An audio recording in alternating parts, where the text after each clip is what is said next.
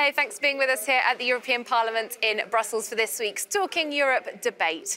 This week we are tackling the latest chapter in the migration saga that's seen Europe almost rip itself apart. It's all over a slight 34-page, non-legally binding document called the UN Global Compact for Migration. Now, officially, this is described as the first intergovernmentally negotiated agreement to cover all dimensions of international migration in a holistic and comprehensive manner. In reality, it's also a text that's become a focal point for political infighting and widespread second thoughts and misgivings. A string of countries are currently refusing to sign it at a meeting in Marrakesh that's taking place on December 10th and 11th. Hungary backed out during the negotiations, while Austria later pulled out, sparking a string of other pullouts, including Poland, Bulgaria, Estonia, Italy and others. Well, debating the pact's merits or otherwise, with us today and why it's become such a hot potato are Italian MEP Elly Schlein, who was actually at the UN in New York when the migration pact was negotiated. You're also the point person for the Socialists and Democrats group on the Dublin regulation reform. Exactly. From Hungary, MEP György Schöpflin, who is from the ruling Fidesz party in Hungary and the EPP group at the European Parliament. Hi there. Hello. We're also joined from Spain, the country that's taken in the most migrants in 2018, by Enrique Calvet-Chambon from the Alliance of Liberals and Democrats. Hello there. Thank you. Thanks all for being with us. And I would say to our viewers, we have got quite a noisy European Parliament today, coming up to Christmas. There's lots of events going on around our studio. But back to the pact, though. It has generated a lot of headlines, including a fair amount of fake news. So we're going to start our programme by giving you one example.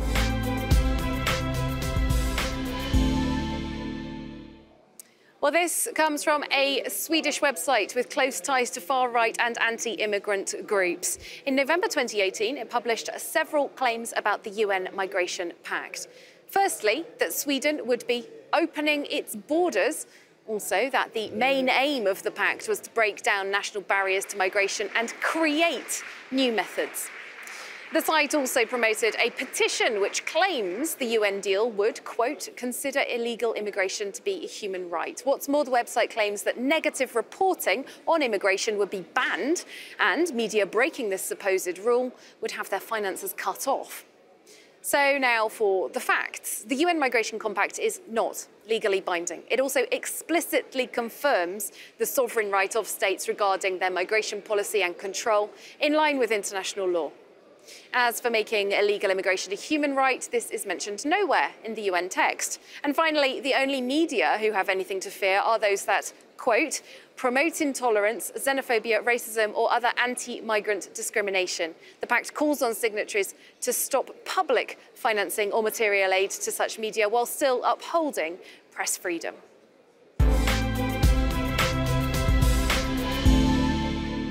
So there we go, some basic information about this pact, some of the fake news that's been put out. That's just one example, as I said. Let's come back to our guests and talk about this pact. A good thing or a bad thing, what objections are there? Should we be signing up to it? The United States, I ought to say, pulled out in July of 2018. Elly Schlein, I mentioned you were at the UN when this was all being pulled together. Why do you believe it's a good thing? I believe it's a good thing because the best approach in front of transnational and global phenomena like migration is multilateralism. I was in New York, I heard the very good intentions of the world leaders. Unfortunately, as sometimes happens, there is a distance between words and facts. Now it's the time to put facts on the table and to sign this agreement because it tries, even if it's not binding, to find some common principle to manage this phenomenon at the international level. And I think it's needed. And the New York conference was based on the presumption that, on the fact that 86% of all the displaced people in the world are hosted today by developing countries. It means that the poorest part of the world is doing more efforts today. And I think we have to rebalance this at the international level, meaning that also in Europe, some countries that have done more than others should see a rebalance in their efforts. And I think there's nothing wrong with it. Well, Mr. Calvet-Chambon, your country, Spain, has actually taken in the highest number of migrants this year out of the EU member states, almost 60,000 to date. What's your attitude regarding the migration pact? Should European countries be signing up to this?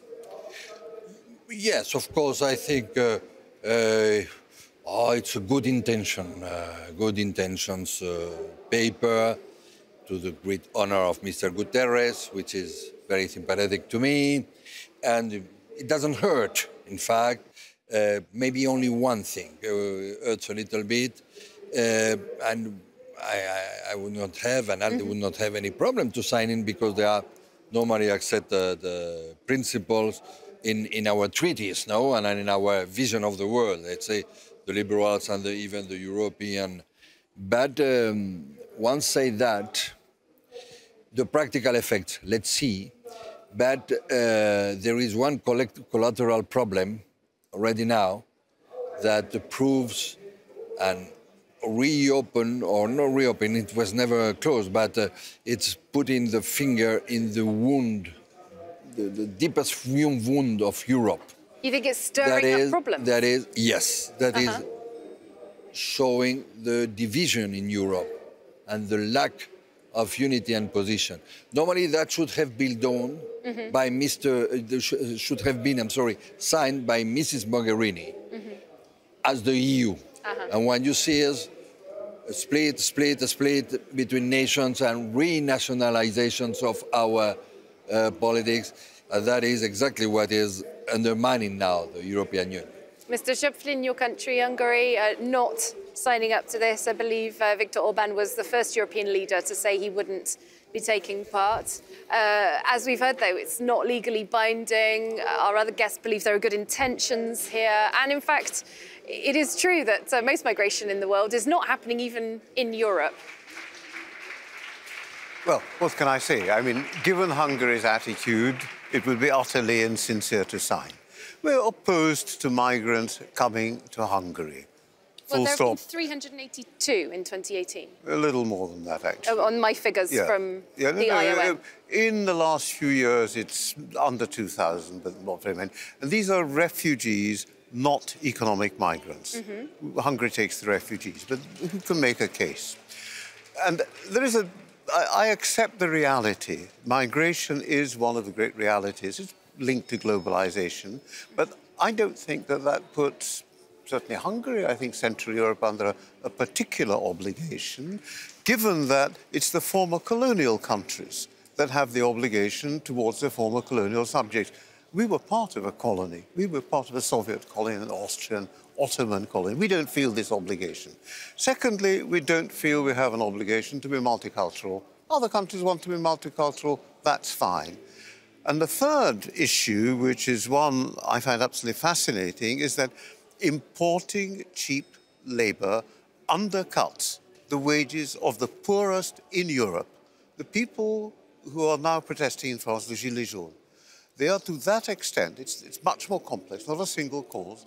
Their wages are consistently undermined by the import of cheap labor. So basically, those people who want more migrants to come to Europe are helping global capital. I find this very strange from the left, but left and right have turned topsy-turvy. Well, is it really true that migrants coming into Europe who are fleeing war are necessarily taking away jobs from other people? They often have limited rights to work. I'm not really sure about the import of cheap labour. I think if you look just want to know where that's coming from. Well, I mean, if you look at the data, you can look at the literature, you will see that wherever there's significant migration, it's possible for capital to keep wages down. I mean, it's a classic Marxist argument that I'm making. Well, I'd like to come back to Eli Schlein then. What do you make of what you're hearing? Hungary doesn't feel an obligation to be multicultural, doesn't want to take in migrants, and it should be countries that had colonial histories. For example, I suppose France, the UK, that should be accepting more migrants than others. Except we're not talking about any kind of obligation here, particularly not an obligation to be multicultural. Again, the Global Compact is not binding, but let's talk about something binding, the European treaties. In the European treaties, Articles 78 and 80 talk about solidarity and equal sharing of responsibilities on asylum. So at least on refugees, I think it's not acceptable that one of the countries calls out from solidarity, especially if it's one of the countries who has benefited more from another kind of European solidarity, for example, the cohesion fund. So I think it's a very wrong approach. They want to cherry picking just a form of solidarity and refuse to participate to the other. So that's why we worked in this parliament to have a full and permanent mechanism of responsibility sharing on welcoming asylum seekers. Here we're talking about the Global Compact on Migration, which is a different thing. And let me stress out once again that the Global Compact is not about opening the borders or, let's say, foreseeing any kind of invasion. I'm reading, the Global Compact reaffirms the sovereign right of states to determine their national migration policy. So we're not talking about this here. We're talking about the need to find some common principles to work also with developing countries in Africa countries to better address issues like the root causes why people leave and are forced to leave, but also, since I see that the colleague is sensible to the issue, one of the 23 objectives of the Global Compact is exactly on how to fight against exploitation of migrant labor. So that's why we need to work together at the international level to find better answers, because in these years, clearly the answers were not there, solidarity was not there, and I think that we all lost from this. All right, so that's really about the principles of the pact. We also have the political realities of this. As I said, several countries have pulled out of the signing in Marrakesh, including your own country, Italy, we believe not going to be signing. Elie, just to come back to you, you said that Austria's pullouts, which seemed to spark the others, was a pure propaganda move. A lot of people in Austria believe that they have real concerns about migration and that there was too big a burden put on Austria in 2015. Is it really propaganda? I mean, the concerns on the terrible management of migration by the European and national policies in these years is a right concern, because we lacked completely the common European solution that we needed to confront this phenomenon. And also at the national level, let me be frank, we have national policies that do not foresee any kind of legal and safe ways of access to the European Union and Italy. That's clearly fostering dangerous routes and strengthening trafficking of human rights. If we only had national policies and also resettlement programs that are adequate and foresee legal and safe ways of access to all the European countries, we would be more credible and we would be better equipped to confront the phenomenon. But let me stress out, in Italy, the government, after supporting the Global Compact, said that it would be the Parliament to decide on that. And I think, and I hope that the Parliament will decide in a good way, since the Five Star Movement has always backed the process, because they are convinced, like I am convinced, that we need global solution to confront a global phenomenon. Mr. Calvé-Chambon, just to come back to you, as we've heard, there's lots of fracturing in Europe on this subject. Spain currently, we believe, is going to be signing.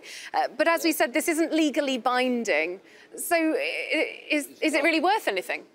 It's not legally binding. It's not an intention. If it were legally binding, as maybe... the country taking in the most migrants at this point, will it be helpful to Spain?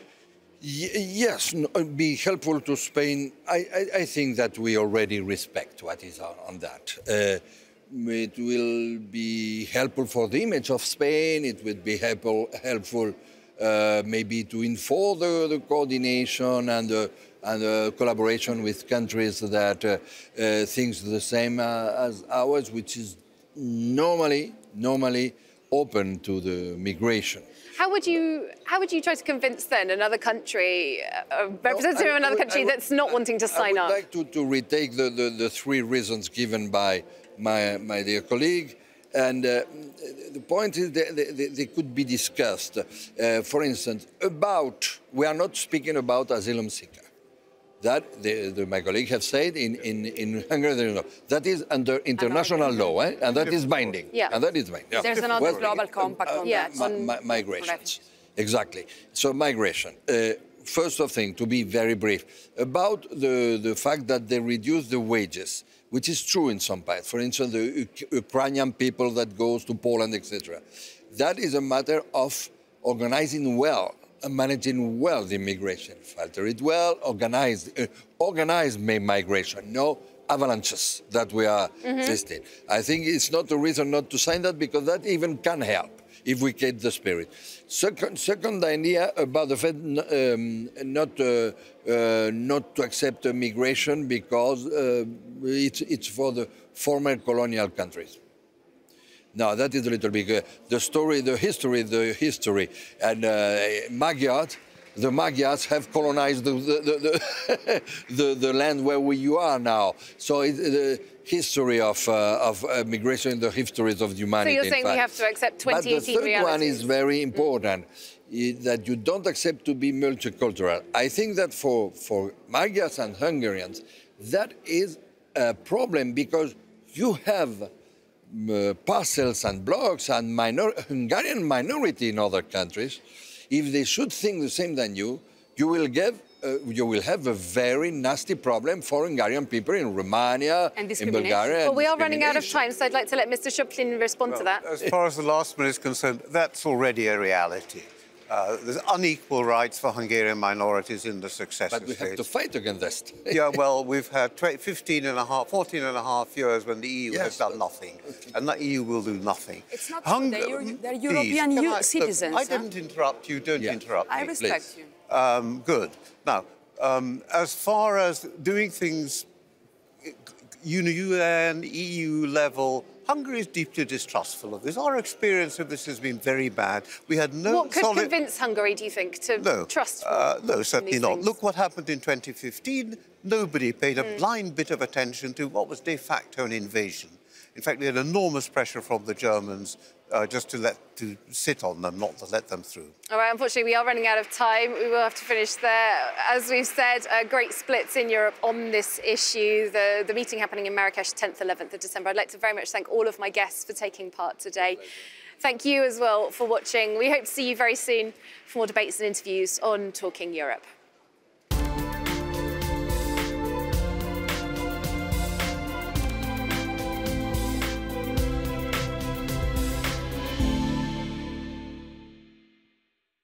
France 24, 4 news channels in 4 languages, 430 journalists, 35 nationalities, 160 bureaus around the world, a global reach.